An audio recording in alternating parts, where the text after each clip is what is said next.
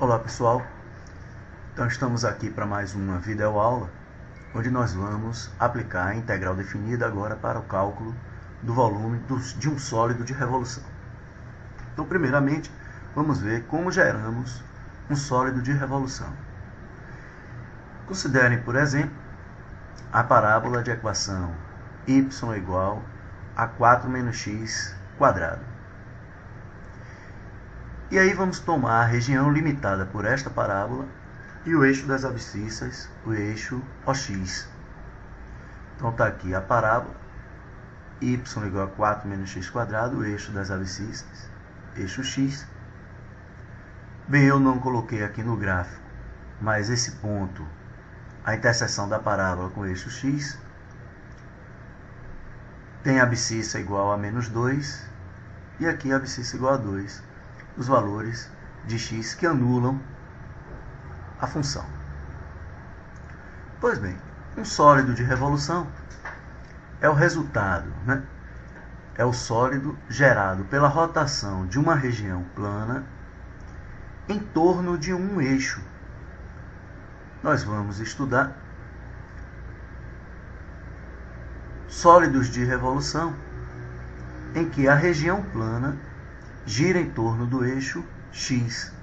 De forma análoga, vai funcionar o mesmo resultado se você tiver uma região plana girando em torno do eixo y. O eixo x, nesse caso, nós vamos rotacionar essa região em torno do eixo x. O eixo x é chamado de eixo de revolução. Como a figura é uma figura do R3, eu vou considerar agora o plano XY e um terceiro eixo saindo do plano XY. O que nós vamos fazer é pegar a parábola determinada, ou melhor, a região limitada pela parábola de equação 4 menos x quadrado, e nós vamos pegar essa região e girar em torno do eixo x, conforme a setinha está indicando. Nós vamos pegar essa região em azul e girar em torno do eixo x. Com isso, nós vamos obter essa figura, que dá uma ideia justamente da região em azul girando em torno do eixo x. Peguei aqui alguns retratos obtidos pela rotação da região em azul em torno do eixo x, dando ideia do sólido que será gerado. Esse sólido é chamado de sólido de revolução. O eixo x é o eixo de revolução. Sendo assim, nosso sólido de revolução está limitado por essa superfície. Veja que aqui eu tenho um contorno da parábola. Contorno da parábola. E a região girando em torno do eixo x, esse eixo horizontal, nós temos a imagem do sólido de revolução visto de frente. Eu rotacionei para a gente ter ideia melhor desse sólido de revolução. Vai formar um sólido parecendo com um pneu. Um pneu ou então uma rodinha de patins. Pois bem, o objetivo agora é determinarmos o volume desse sólido de revolução. Bem, então, de forma geral, se você tem o gráfico de uma função f de x, considerando que f de x é maior que zero no intervalo AB, e você tem a região limitada pelo gráfico da função, o eixo x, o eixo OX, o eixo das abscissas, e os eixos x igual a A, x igual a B. Girando essa região em torno do eixo x, considerando o eixo x o eixo de revolução, nós vamos ter um sólido de revolução dado por essa figura. O volume desse sólido, esse conteúdo vocês encontram no módulo volume 2, página 131, e lá vocês vão ver a demonstração. E o resultado é o volume desse sólido de revolução é π vezes a integral de A a B da função cujo gráfico limita na parte superior elevado ao quadrado. Repetindo, o volume π vezes a integral definida de A a B da f de x quadrado dx. O resultado dessa integral é numericamente o volume desse sólido de revolução. Então, voltando para o nosso exemplo, se eu tenho o sólido de revolução gerado por essa região limitada pela parábola, a função que limita na parte superior é 4 menos x quadrado.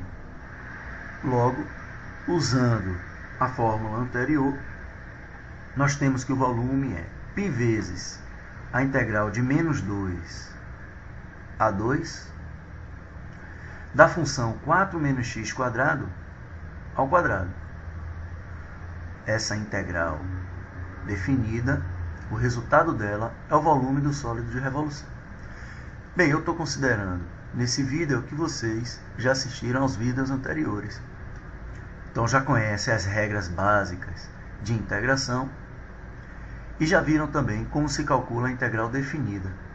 O resultado dessa integral, é interessante que vocês efetuem essa conta e verifiquem que o resultado da integral é 384π sobre 5. Se você quiser um valor aproximado desse volume, basta fazer π aproximadamente igual a 3,14.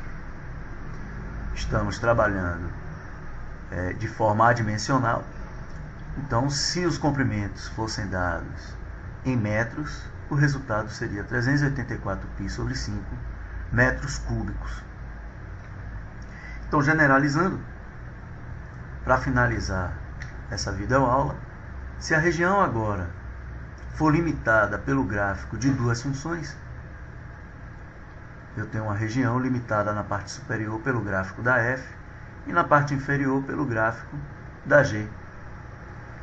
E os eixos x igual a A, x igual a B. O sólido de revolução gerado pela rotação dessa região em torno do eixo x, considerando o eixo x novamente como eixo de revolução, é um sólido que tem na parte interior um vazio. É justamente essa região em branco aqui vai provocar um vazio na parte interior do sólido. Sendo assim, o volume desse sólido, vamos dizer assim, é uma casca, né? É uma parte do sólido e foi retirado essa região interna aqui. Então, o volume do sólido vai ser o volume gerado pela região limitada pela F, subtraído do sólido gerado pela região limitada pela G. Logo, o volume é o volume do sólido gerado pela F, pela região limitada pelo gráfico de F, subtraído do volume do sólido gerado pela região limitada pelo gráfico de G. Podemos escrever com uma única integral, colocando π em evidência. Como os limites de integração são iguais, podemos escrever dessa forma. O volume é π vezes a integral de A a B, f de x quadrado menos a g de x quadrado. Tomem cuidado porque é um erro comum nesse tipo de cálculo o aluno fazer f de x menos a g de x e elevar tudo ao quadrado. Isso está errado. O volume é π vezes a integral de A a B da f de x ao quadrado menos a g de x ao quadrado. É isso aí. Espero reencontrar vocês em outras disciplinas e sucesso para todos. Até mais.